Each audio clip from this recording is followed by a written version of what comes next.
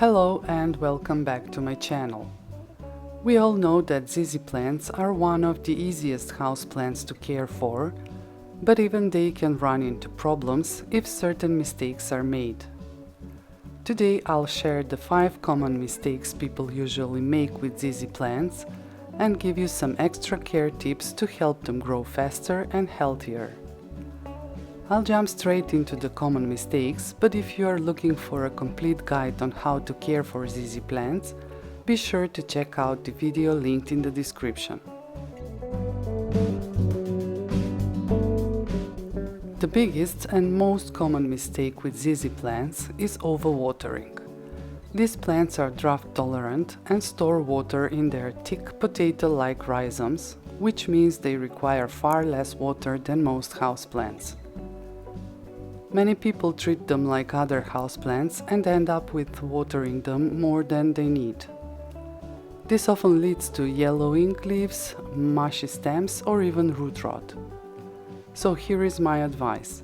Let the soil dry out almost completely between waterings. Stick your finger 2 to 3 inches into the soil, and if it's dry, water lightly. And make sure to give them less water than you would for most other plants. I usually water mine about once every 3 weeks, but your plant's needs may vary depending on its environment. Always use a pot with drainage holes to prevent water from pooling. And remember, it's better to underwater than overwater. Treat your ZZ plant like a succulent or cactus in terms of watering. Adjust your routine based on your plant's unique conditions to keep it healthy and thriving.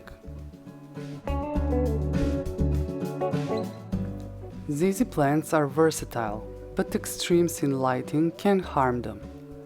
Too much direct sunlight can scorch their leaves, while too little light slows growth and causes leggy, stretch-out stems.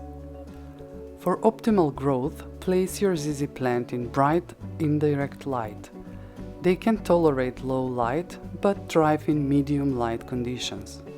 Avoid direct sunlight unless it's filtered through a sheer curtain to prevent damage. If your plant has small leaves or isn't producing new stems, it's likely not getting enough light. On the flip side, brown spots often indicate too much direct sun exposure. I keep mine near a north-facing window, which works perfectly to maintain healthy, balanced growth.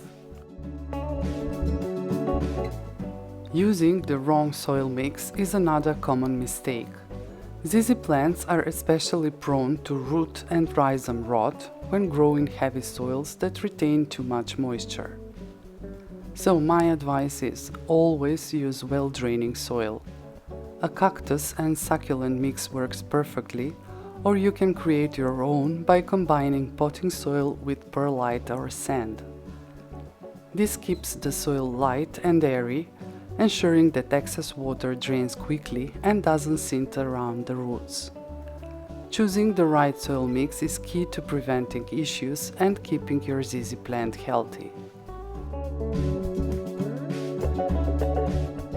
Repotting is essential for ZZ plants, but should only be done when necessary. These plants typically need repotting once every 2 years or when they have outgrown their current pot. ZZ plants actually prefer slightly snagged pots, as larger ones hold more soil, which can stay wet for too long, a risk for root rot. When choosing a new pot, pick one that's only slightly larger than the current and always ensure it has good drainage. Repotting can be tricky because of the delicate rhizomes. Damaging this during the process can set the plant back or even kill it. To repot safely, gently remove the plant from its pot, taking care not to break the rhizomes. I often cut the old pot to make removal easier and avoid damaging the root system. When placing the plant in its new pot, don't bury the rhizomes too deep. They should sit just under the soil surface. Repotting with care and timing it right will help your ZZ plant thrive while avoiding unnecessary stress.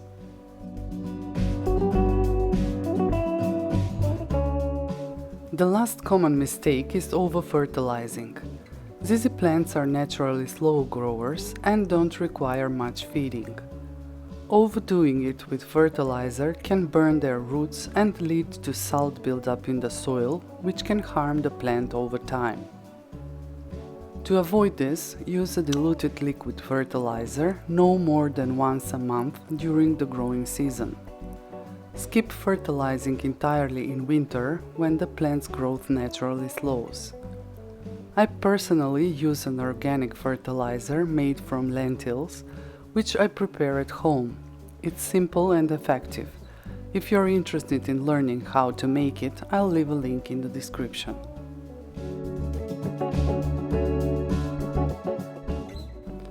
Now, let me share with you 2 extra tips for better growth and healthier ZZ plants. ZZ plants tend to lean toward their light source, which can cause uneven growth over time.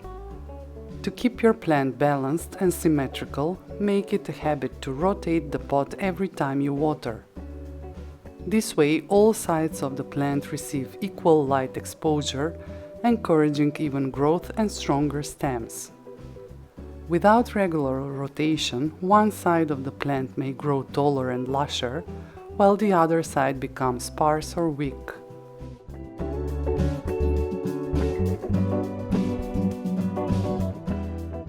ZZ plants have waxy, glossy leaves that are prone to collecting dust. Dust not only diminishes their natural shine, but also blocks light, reducing the plant's ability to photosynthesize effectively. To keep the leaves clean, gently wipe them with damp cloth every few weeks. If your plant is small enough, you can give it a gentle shower with lukewarm water to wash away dust from hard-to-reach areas. For larger plants, mist the leaves slightly before wiping them down. Clean, shiny leaves not only help the plant thrive, but also enhance its beauty, making it standout feature in any space. By avoiding these 5 common mistakes and following the extra tips, your ZZ plant will stay happy, healthy and beautiful.